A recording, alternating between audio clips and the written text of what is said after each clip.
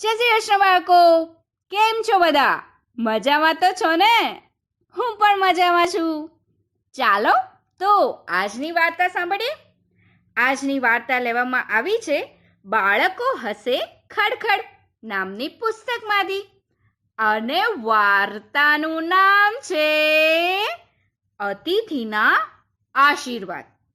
તો ચાલો બાળકો, થોડા ઘણા મૌલિક ફેરફારો સાથે વાર્તા સાંભળીએ. એક મજાનું ગામ હતું, અને વળી ગામનું નામ પણ હતું મોજપુર. આ મોજપુર ગામમાં ચંપાબેન અને શાંતાબેન રહેતા હતા.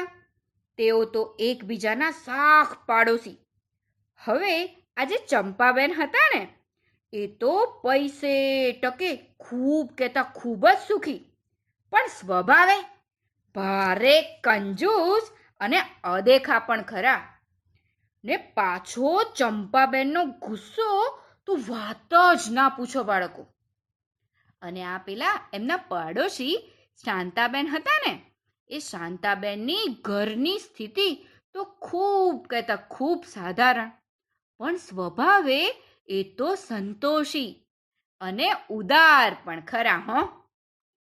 એક દિવસની વાત છે, એક ભિખારી જેણે તૂટેલા ફાટેલા કપડાં પહેર્યા હતા, પગમાં ચપ્પલ પણ નહોતા, માથું તો જાણે કૂંચો પડેલું એવું ગંદુ લાગતું હતું, અને એ તો કેટલાય દિવસથી નાયો ના હોય એવો દેખાતો હતો. એ તો ફરતો ફરતો આ મોજપુર ગામમાં આવી પહોંચ્યો.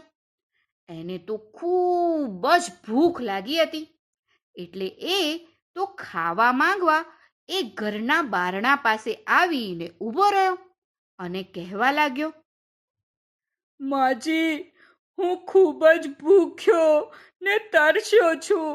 માજી, મને કંઈક ખાવા આપો ને. ભગવાન તમારું ભલું કરશે માજી, મને કંઈક ખાવા આપો ને. આ ઘર કોનું હતું ખબર છે તમને? આ ઘર હતું પેલા ગુસ્સાવાળા ચંપાબેનનું. એમણે તો પોતાના આંગણે ભિખારીને ઊભો રહેલો જોઈ ને ખૂબ જ ગુસ્સો આવ્યો, એટલે એમણે તો ખીજાઈને કહ્યું, ચાલ જા, અહીંથી ચાલતો થા. કંઈ ખાવા પીવાનું નહીં. જા જા ચાલ. છી છી, કેવા ગંદા માણસો આવે છે. ત્યાં તો પેલો ભિખારી ધ્રુજતા ધ્રુજતા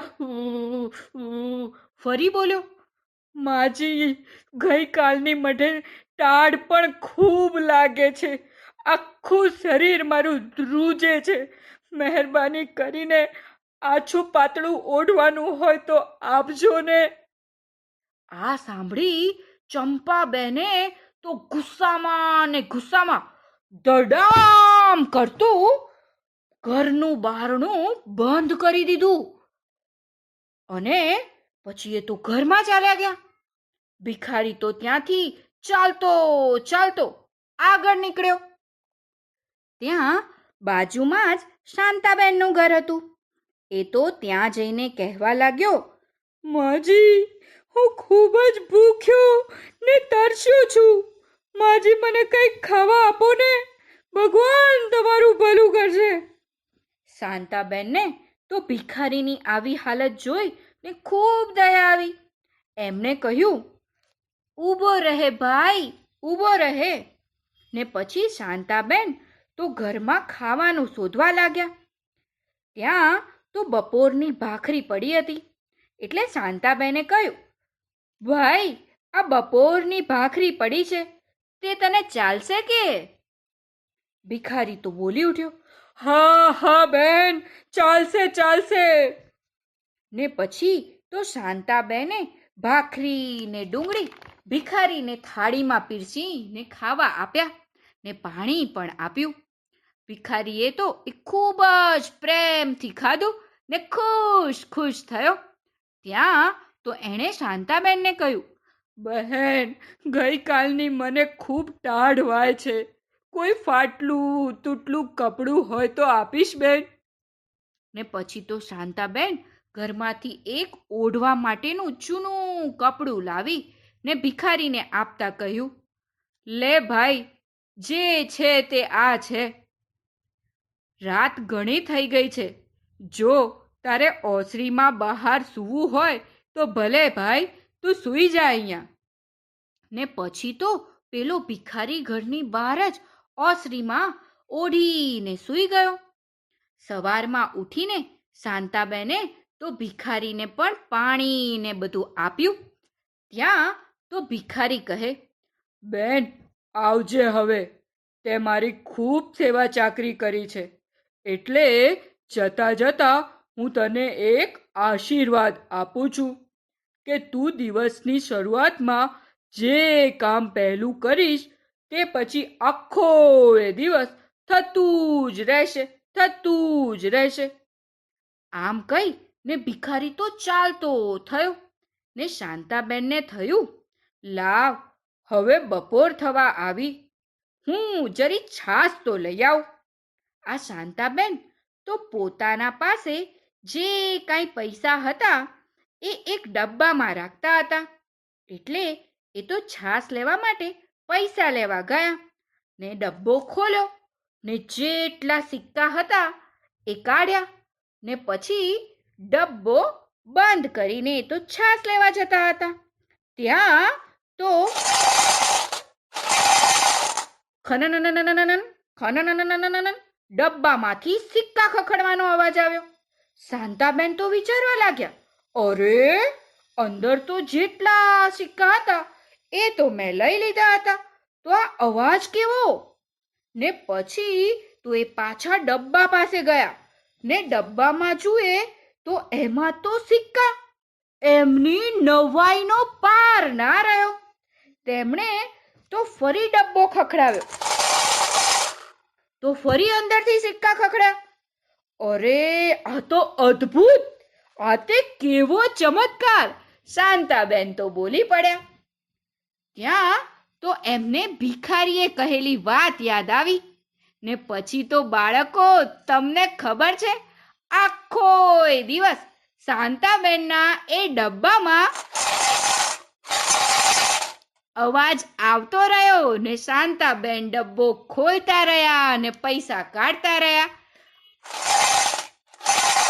અવાજ આવતો રહ્યો ને શાંતાબેન ડબ્બો ખોલતા રહ્યા અને પૈસા કાઢતા રહ્યા.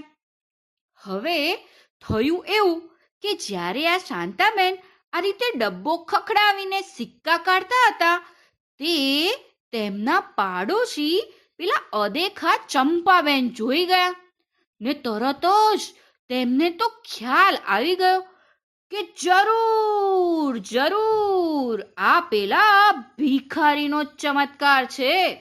ને તરત જ તેમને તો પોતાની ભૂલ સમજાઈ ગઈ. ને પછી તો આ ચંપાબેન પેલા ભિખારીને શોધવા રસ્તા પર દોડવા લાગે. ત્યાં તો થોડે દૂર તેમને ભિખારી જતો દેખાયો. તે તો દોડતા દોડતા ભિખારી પાસે પહોંચી ગયા ને તેમની માફી માંગીને પોતાના ઘરે આવવા કહેવા લાગ્યા. આટલી બધી વિનંતી સાંભળીને ભિખારી તો ચંપાબેનના સાથે એમના ઘરે આવ્યો. ચંપાબેન તો હવે રોજે રોજ તેને સરસ મજાની વાનગીઓ કરી કરીને ખવડાવે છે. ભિખારી તો તે જે આપે તે ખાય ને ત્યાં જ બહાર ઓસરીમાં સૂઈ જાય. આમ ને આમ એક દિવસ ગયો, બીજો દિવસ ગયો, ત્રીજો દિવસ ગયો.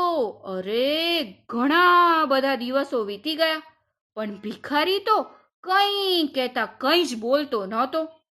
ત્યાં તો હવે ચંપાબેનના મનમાં ચટપટી થવા લાગી. એ તો વિચારવા લાગ્યા, હવે આ ભિખારી વરદાન આપીને જાય તો સારું. કેટલા દિવસ થયા પણ કંઈ બોલતો જ નથી ને આ તો. અને આમ પણ બાળકો, ચંપાબેને તો આ બધું વરદાન મેળવવા માટે જ તો કર્યું હતું ને. ત્યાં તો આખરે એક દિવસ ભિખારી કહે છે, હવે હું જઈશ બેન. તમે મારી સરસ આગતા સ્વાગતા કરી એટલે તમને હું આશીર્વાદ આપું છું કે તમે જે કામ કાલ સવારે પહેલું કરશો તે હંમેશા કર્યા જ કરશો. આમ કહી ને ભિખારી તો ચાલવા લાગ્યો.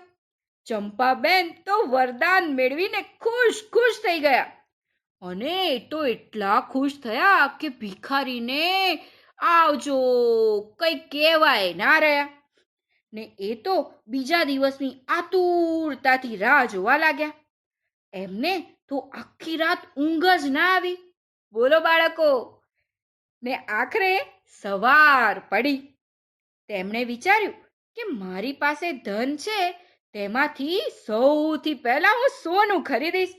એટલે પછી તો હું રોજે રોજ સોનું ખરીદીશ ને હું વધુ ને વધુ ધનવાન બનીશ.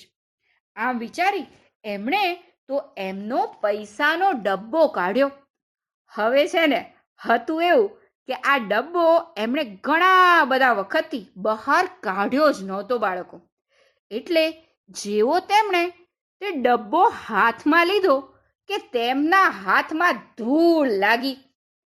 હા, આ ડબ્બા પર તો ખાસી બધી ધૂળ જામેલી.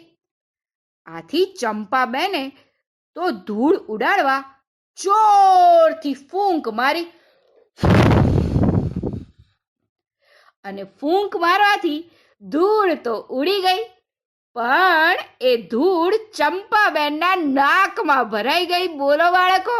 ને પછી તો ચંપાબેનને હોચી હોચી હોચી છીકો આવવા લાગી.